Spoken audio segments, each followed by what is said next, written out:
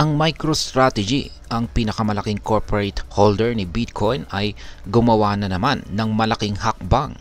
Kamakailan ay in-announce po nila ang pinakamalaki nilang Bitcoin purchase, kung saan ay bumili po sila ng 55,500 na Bitcoin sa halagang $5.4 billion o halos 300 billion pesos po yan. Sa average na presyo na 97,862 bawat Bitcoin. Kaya muli nilang pinatatag ang kanilang posisyon bilang isang leader sa institutional Bitcoin investment. Pero bakit nga ba nila ito ginagawa? At ano ang maaring epekto nito, lalo na para sa atin bilang mga Pinoy crypto enthusiast? At ayan po ang siyang ating pag-uusapan sa video na ito.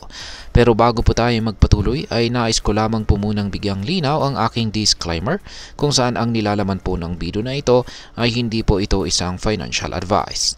For education and information purposes lamang po ang layunin nito.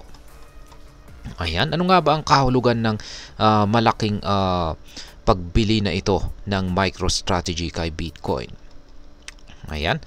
Itinaas ng MicroStrategy ang kanilang kabuuang Bitcoin holdings na naman sa 386,700 na BTC.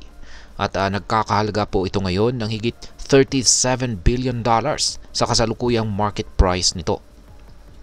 Sa kabila po ng laki ng pondong kanilang inilabas, ang kanilang average na price na nabili ay nasa $56,761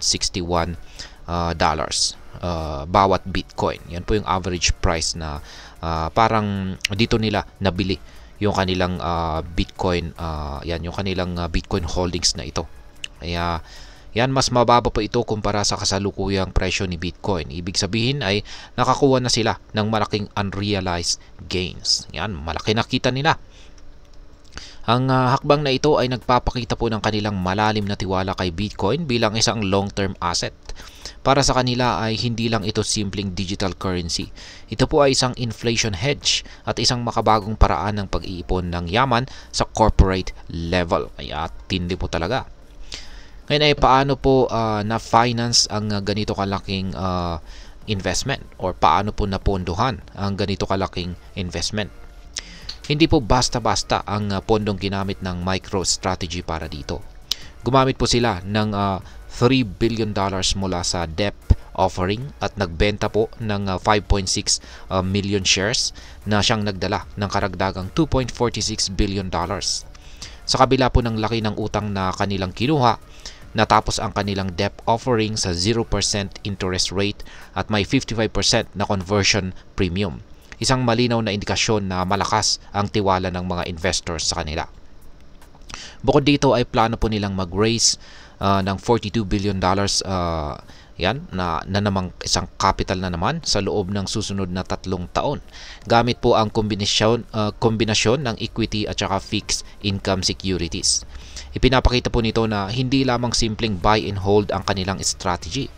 Aktibo rin po silang nagpupondo para sa mas malalaking acquisition para sa hinaharap. Kaya yan, palaki po ng palaki yung kanilang pinapasok na investment dito kay Bitcoin. At wala po silang parang wala silang balak na tumigil. Ngayon ay ano po ang nangyari sa stock price naman ng MicroStrategy?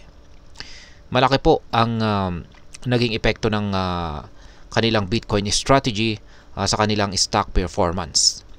Sa taong 2024 ay umakyat po ng 515% ang kanilang stock price, kung saan ngayon ay nasa $436 ang bawat share. Sa sobrang bilis ng pag-angat, pansamantalang napabilang ang MicroStrategy sa top 100 na pinakamalalaking kumpanya sa US sa market capitalization. Dahil dito ay posibleng maisama sila sa Nasdaq 100 Index sa darating na rebalancing ng December.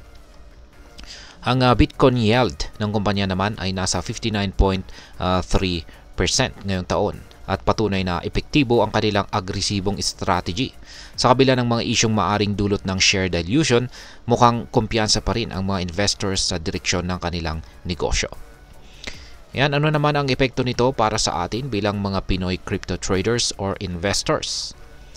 Yan, para sa atin ay ang hakbang po ng MicroStrategy ay isang malakas na indikasyon na nananatiling bullish ang sentiment kay Bitcoin. Kung ikaw po ay isang hodler, ay posibleng makakita ka ng mas matatag na presyo dito kay Bitcoin sa pangmatagalan. Lalo na kung magpapatuloy po ang ganitong uri ng malalaking institutional investments. Pero dapat pong tandaan, hindi garantiya ang mga ganitong balita ng tuloy-tuloy na pag-akyat ng presyo. Ang malalaking acquisition ay maaari ring magdulot ng pansamantalang volatility. Kaya kung ikaw ay isang trader, siguraduhin nakaset up ang iyong risk management strategies tulad po ng stop loss orders at maingat na magplano base sa market movements. Ngayon ay ano naman po ang aking masasabi tungkol dito? Ang pagbili ng MicroStrategy ng $5.4 billion na Bitcoin ay nagpapakita po ng lumalaking kumpiyansa sa crypto bilang isang mahalagang asset class. Ngunit bilang isang Pinoy investor, mahalagang maglaan po ng oras sa pag-aaral ng market. Huwag lamang pong sumubay sa hype, laging unahin ang iyong sariling analysis. Sa huli, ang ganitong hakbang ay nagbibigay po ng inspirasyon sa mga retail investors na tulad natin na mag-isip ng mas pangmatagalan sa ating investment. Tandaan, si Bitcoin po ay nananatiling volatile pero para sa mga may tiyaga at tamang strategy, ito po ay maaaring magbigay ng malaking potensyal na kita. Kaya yan, kung gusto mo ng mas maraming updates tungkol sa crypto, mag-subscribe po dito sa aking YouTube channel na ito. Mag-comment at ibahagi na rin ang iyong opinion tungkol sa galaw na ito ng MicroStrategy dito sa ibaba. At ayan, marami pong salamat sa panonood. Ingat po tayo lagi at God bless po sa ating lahat.